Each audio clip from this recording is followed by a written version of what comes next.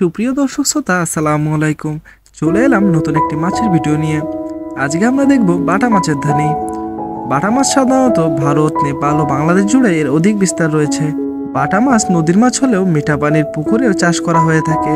বাটা মাছের প্রধান খাবার উদ্ভিদকণা, ফাইটোপ্ল্যাঙ্কটন, এছাড়াও গলিত উদ্ভিদ ও উদ্ভিদ দেহাংশ এবং তলদেশের পচনশীল জৈব পদার্থ ও জীবসমূহ খেয়ে থাকে। সাধারণত 1 বছর বয়সে প্রাপ্তবয়স্ক হয়।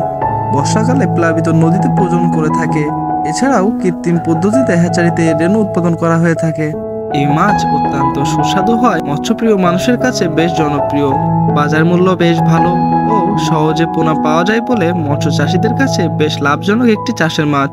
তাই তো বাটা মাছ চাষ করে চাষি ভাইয়েরা অল্প সময়ে দেখছেন লাভের মুখ।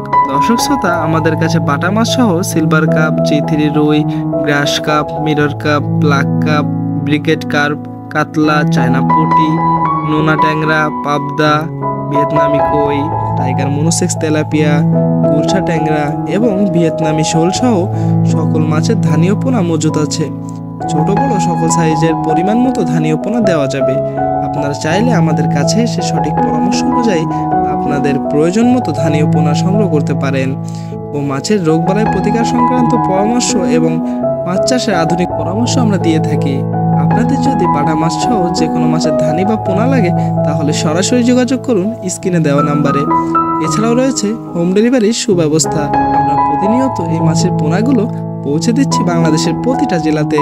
এবং আপনি যদি চ্যানেলে নতুন হয়ে থাকেন তাহলে প্রতিনিয়ত মাছ সম্পর্কিত নতুন নতুন আপডেট পেতে চ্যানেলটি সাবস্ক্রাইব করে সাথেই থাকুন। ধন্যবাদ।